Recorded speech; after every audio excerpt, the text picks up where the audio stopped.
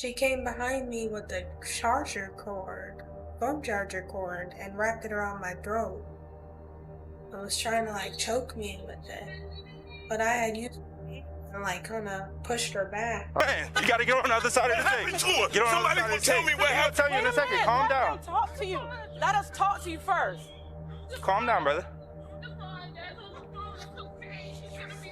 What happened to her? She was shot. What do you mean she was shot? Hold on a second. Let her Come explain on. to you.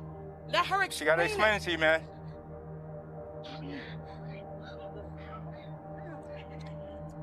Hey, look, I get it.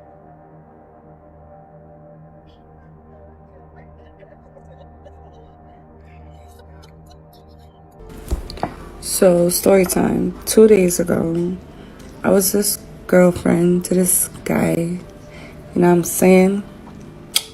Right? Well, now I'm the fiance. And, this one is for Keisha. I'm gonna need you to stay on my man phone and stop playing games with me because at this point, it's wifey status. You see that? I'm a big gangster. This is Angela Montgomery, a 23-year-old woman from Rincon, Georgia, who would gun down a new mother she befriended online before fleeing with her 6-week-old twin sons. On May 11, 2021, police responded to a horrifying scene in Savannah, where 23-year-old Gabrielle Rogers lay bleeding from 3 gunshot wounds, while her newborn twins, Mateo and Lorenzo, had vanished into thin air. But before we get to how Angela pulled off this nightmare, let me take you back to where their paths first crossed online, and we'll uncover the red flags that could have saved Gabby's life. It started innocently enough in early 2021. Gabby Rogers, a young mother navigating the overwhelming world of premature twins, sought support in the one place millions of new parents turn to, Facebook. She joined a mommy group hoping to connect with other mothers who understood the sleepless nights, the endless diaper changes, the anxiety of keeping 2 tiny humans alive. That's where Angela Montgomery found her, but Angela wasn't there to offer support or share genuine experiences. Angela crafted an entire persona designed to infiltrate Gabby's life. Using the alias Kathleen Daniels, she claimed she was pregnant with twins herself, and even went so far as to say she worked at Memorial Hospital in Savannah.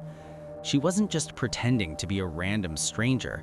Instead, she mirrored Gabby's exact situation, creating an instant bond built on shared experience. Except none of it was real. Neighbors would later confirm Angela showed no visible signs of pregnancy, and the hospital job was completely fabricated. So yeah, I was on there. How I got pregnant with twins. I mean, I don't really know. I just did it. Meanwhile, while my boyfriend learns TikTok.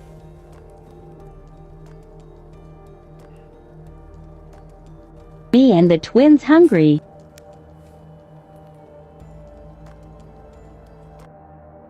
But Angela didn't stop at online messages, as she took her deception into the real world with chilling precision. When Gabby gave birth to Mateo and Lorenzo prematurely in March 2021, Angela showed up at the hospital with gifts, playing the role of the supportive friend perfectly. She visited Gabby's home on Northeast 36th Street in Savannah multiple times over the following weeks, each visit allowing her to map out the layout, observe the twins' routines, and position herself deeper into Gabby's trust. Gabby never suspected a thing.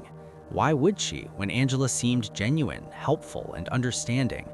The Thursday before the attack, they even went to a park together for a picnic, with Angela bringing what Gabby believed was her own baby.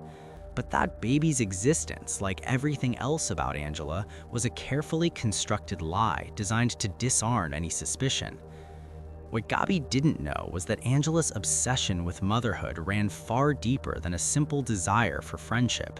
Mental health evaluations would later reveal that Angela suffered from delusions, including fabrications about her own pregnancy and family life. She had allegedly experienced a miscarriage, and that loss seemed to trigger something dark within her. But instead of seeking help, Angela turned to social media, creating an elaborate fantasy world where she was about to become a mother of twins. And it wasn't just Facebook where Angela sold her lies. She was active on TikTok too, posting videos with her fiancé, Dale Foster, where she discussed relationships and even talked about pregnancy cravings for herself and the twins. These posts reinforced her delusional narrative, allowing her to immerse herself so deeply in the fantasy that the line between her fabricated reality and actual reality blurred completely. In her mind, she wasn't just pretending to be pregnant, she was pregnant. And when that fantasy couldn't be sustained, she decided to take someone else's children to make it real. So, story time. 2 days ago, I was this girlfriend to this guy. You know what I'm saying? Right? Well, now I'm the fiance. And this one is for Keisha. I need you to stay on my man phone and stop playing games with me because at this point, it's wifey standards. You see that? I'm a big gangster. So yeah, I was wondering how I got pregnant with twins. I mean, I don't really know.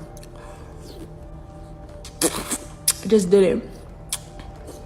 Meanwhile, while my boyfriend learns TikTok.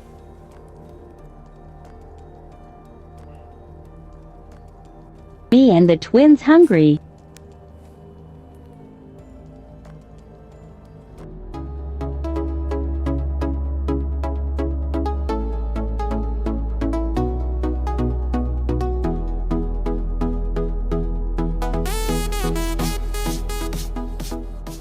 This is where the true horror of Angela's plan comes into focus. By befriending Gabby for months, visiting her home, learning her vulnerabilities, and building trust, Angela positioned herself perfectly for what would come next.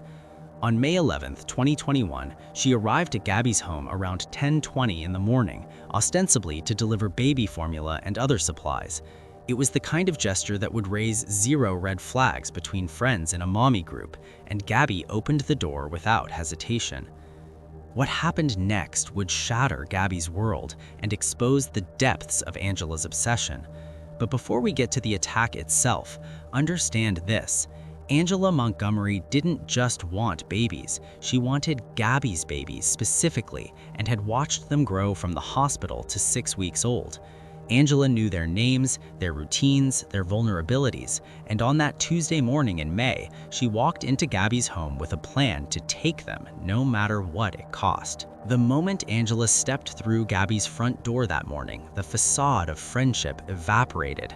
Angela started with a distraction. She claimed she couldn't find her phone, creating just enough confusion and concern to get Gabby's guard down. But this wasn't about a lost phone. It was about positioning herself behind Gabby without raising suspicion. And then, in a moment of shocking violence, Angela wrapped a phone charger cord around Gabby's throat from behind and began strangling her. She came behind me with the phone charger cord, and wrapped it around my throat. I was trying to choke me with it, but I had used it and kind of pushed her back. This resistance likely saved her life, but it also escalated Angela's violence to an unimaginable level. Because Angela didn't come unarmed, she had brought a .40 caliber pistol and she was prepared to use it. Angela fired 3 shots. The first struck Gabby in the right temple. The second hit her in the left breast area, just below the nipple. The third tore through her upper right thigh about 4 inches from the crease of her leg. Each shot was fired at close range with clear intent to kill, but somehow, miraculously, Gabby remained conscious. Even as Gabby bled from multiple gunshot wounds, Angela's words revealed the twisted delusion driving her actions. She genuinely believed, or had convinced herself, that Matteo and Lorenzo weren't Gabby's children. In Angela's fractured reality, these babies belonged to her, and nothing, not even shooting their mother 3 times, would stop her from taking them. She's got one hole to the left or the right temple. She's got one to left breast, just inferior and lateral to the nipple. And she's got one to upper thigh, right thigh. She's probably only about maybe 4 inches from the crease of the leg. Patient is answering questions. I have a date of birth. I don't have a whole lot of information. A tourniquet was applied to the right leg prior to EMS arrival. Current heart rate is 117. She shows signs on the monitor. Gabby tried to reach her sons, but the door to their room was closed. Realizing she was critically injured and bleeding out, she made the agonizing decision to run for help instead of trying to fight Angela for the twins. It's a decision that would haunt her, but it's also the decision that saved everyone's lives. That neighbor, who had been inside with her children, heard the desperate pounding and opened the door to find Gabby barely clinging to consciousness. The neighbor immediately called 911 while trying to keep Gabby awake and coherent. I was in the house and somebody banged. They didn't ring the doorbell at first. They just started banging, like something like the police. But, and I'm trying to get to the door because I'm way down in the den with my youngins. And by that time, I guess she figured to hit the doorbell, so she actually hit the doorbell. And when I came out, she was right there. She's like, I got shot, I got shot, I got shot. They took my kids, they took my kids. She was just panicking. And so she sat down on my bench for a few minutes, then she laid back, and then she got up again, and she kept saying, Catherine, Catherine, and I said, you know, because I called 911 while I was talking to her. She said, call 911, I've been shot. I said, where you been shot? Because I didn't see it at first. She goes, in my ear. And you could see her ear was like whatever. And so I kept talking to her, trying to keep her coherent, because I know I don't want her to pass out. Gabby, despite her critical injuries, remained conscious enough to provide crucial information: the name of her attacker, Kathleen Daniels, where she claims to work, and the fact that her 6-week-old twins had been kidnapped. Who's that? You recognize her? Who's that? Say it again? Kathleen? Police arrived within minutes to find a scene of absolute carnage. Blood was splattered around the car seat in the living room, the twins were gone, and Gabby was being loaded into an ambulance with 3 gunshot wounds. First responders noted she'd been shot in the head, chest, and leg, with a tourniquet applied to her right leg to stop the bleeding. Her heart rate was elevated to 117 beats per minute, but she was conscious, alert, and answering questions with a Glasgow coma scale of 13. While Gabby was rushed to the hospital for emergency surgery, police immediately issued an Amber Alert for Matteo and Lorenzo, and the entire community mobilized.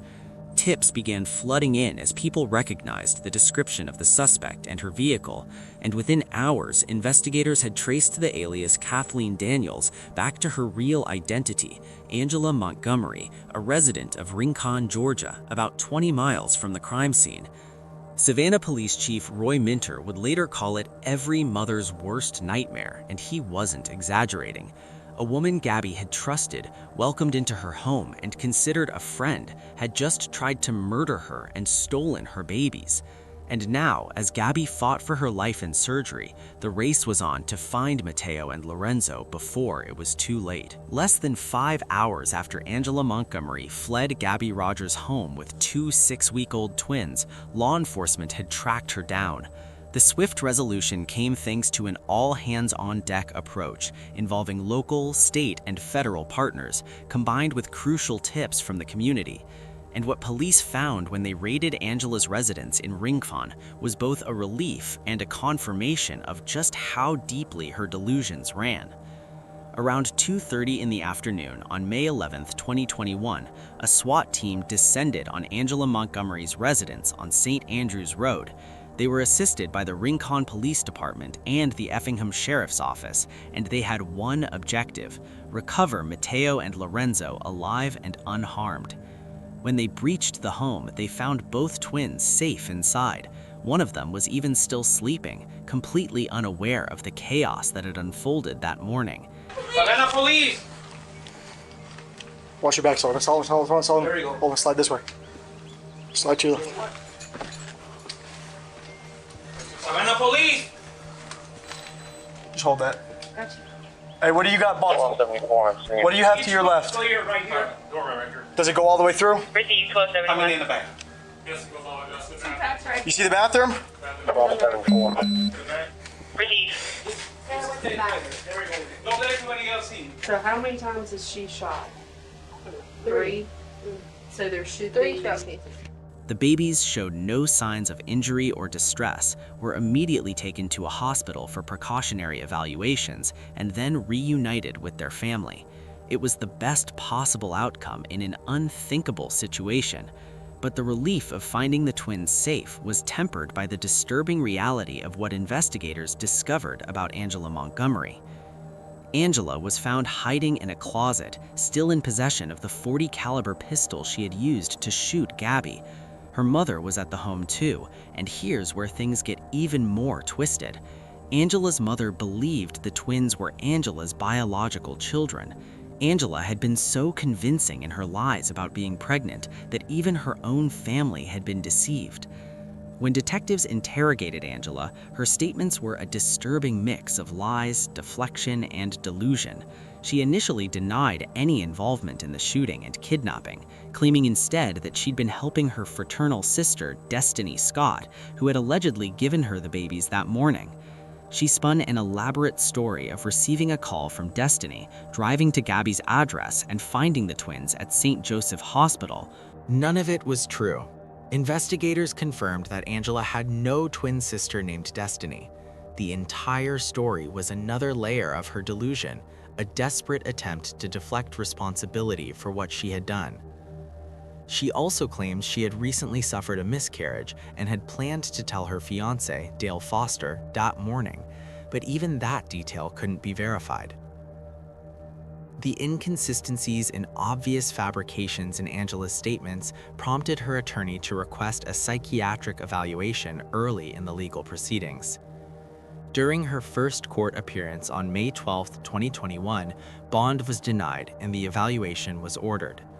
It was clear that Angela's mental health would play a significant role in how this case moved forward.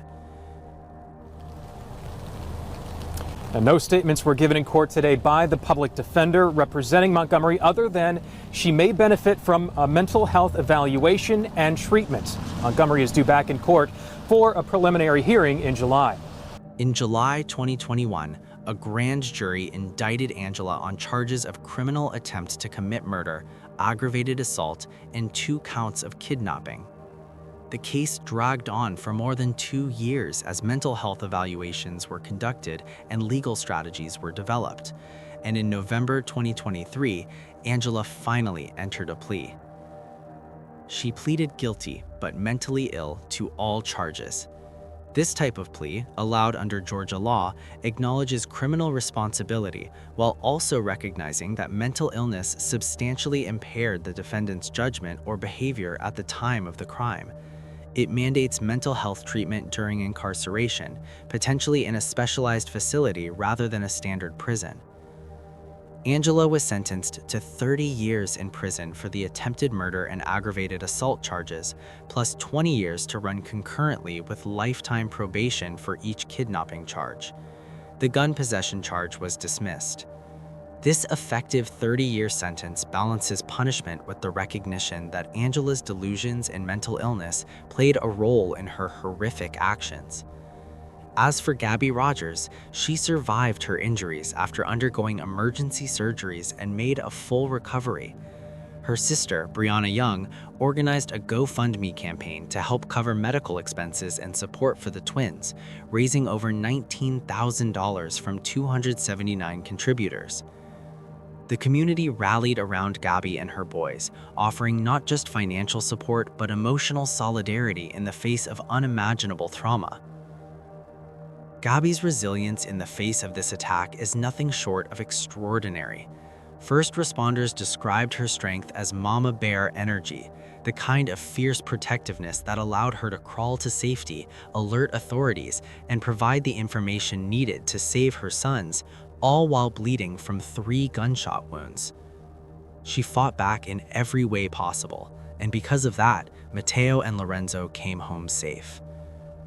But this case raises deeply unsettling questions about the dangers lurking in online communities, particularly those designed for vulnerable populations like new parents.